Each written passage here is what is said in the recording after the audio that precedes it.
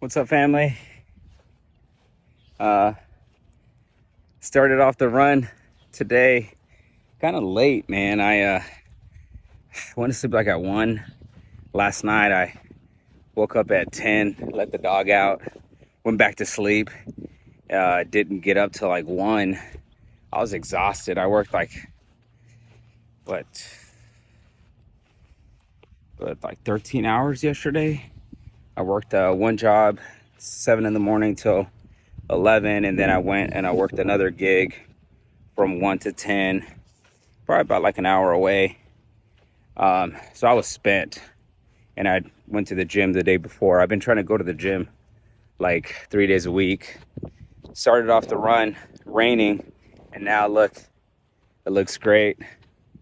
Got a chance to spend some time with the kiddos on Saturday. Took them to the pool, first day of the pool opening, and man, I fucking miss them. I had such a great time. And the hardest part is when they don't want to go home, or they say they want to go, to my house, and it just kind of breaks my heart because it's like, it's their house, but where their grandma lives is also their house. So it's tough, man. I went into this, just 100% being honest. I saw my family as an obstacle in the way of, think whatever the fuck you want of me, but I saw them as an obstacle in the way that I wanted to go and the things that I was pursuing. And it really wasn't that they were an obstacle. It's just that, my partner had different goals and desires that I did. And, we got married when we were 20. And so we changed so much. On another note, I feel like my shorts are getting shorter, so sorry I gave you a little preview there. If you want to send me some money, go for it for that. That's a little freebie.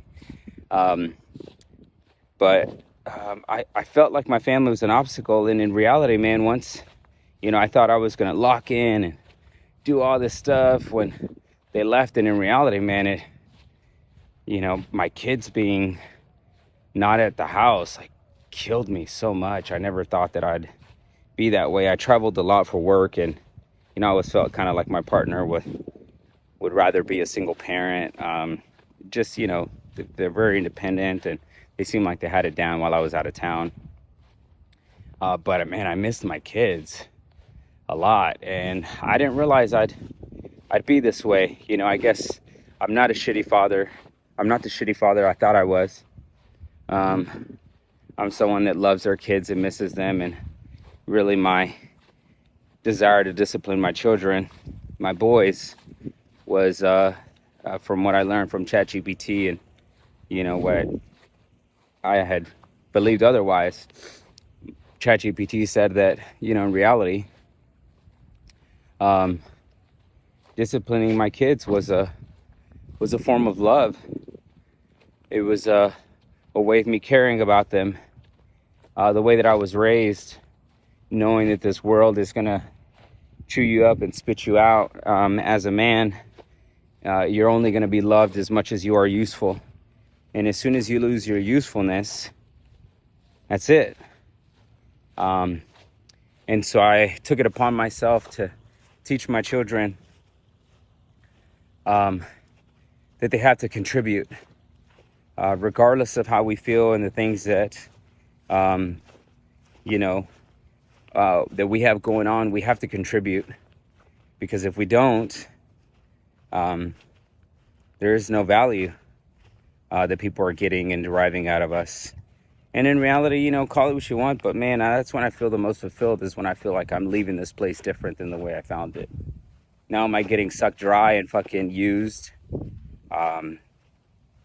Yeah.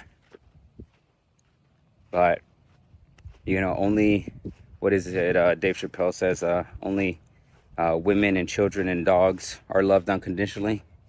And I think it is a sad reality, but a lot of us men, we know in our head that it's true. We're only loved as much as we are useful. What's amazing is that We have all the tools inside of us. We have all the tools inside of us to optimize our usefulness, to do something great, do something that we're proud of. It might not mean shit to anybody else, but it's something that we're proud of. And I think that's a journey worth pursuing. I'm at a place right now where, I mean, no matter what I do, I have no idea what the outcome's going to be.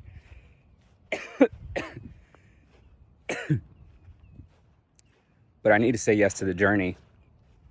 I need to go on a journey worth taking. Sorry that I spit in front of you. I feel like I snorted a lot of pollen or dust. But yeah, and I think that's what I want to teach my kids is how to be the most useful, whatever they do.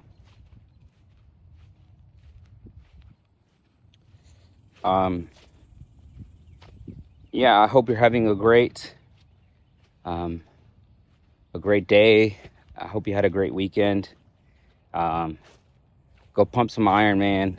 Go for a walk. Go do something.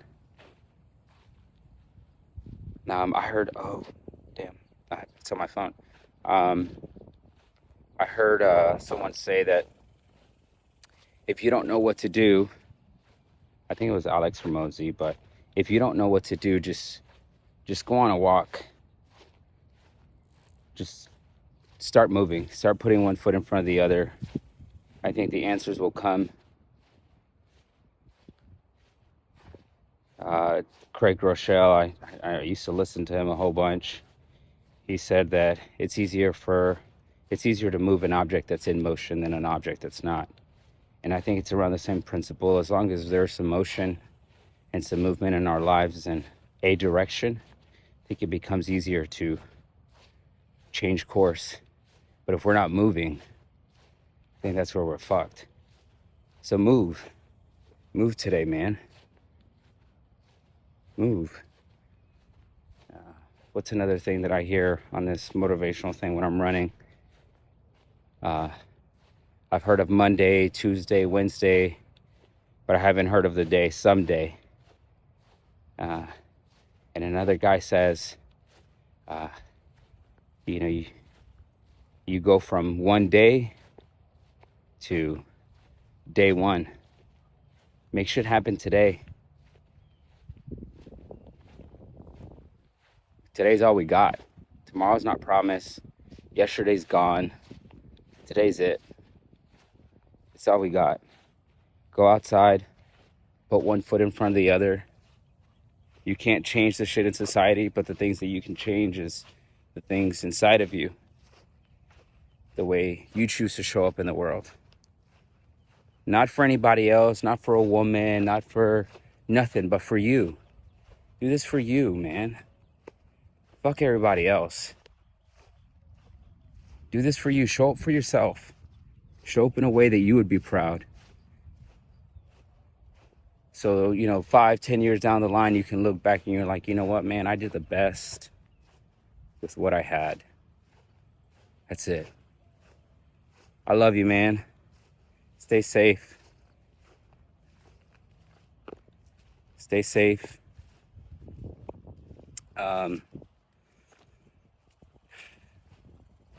Don't give up. Keep going. Take one step in any direction. Just move forward. Peace.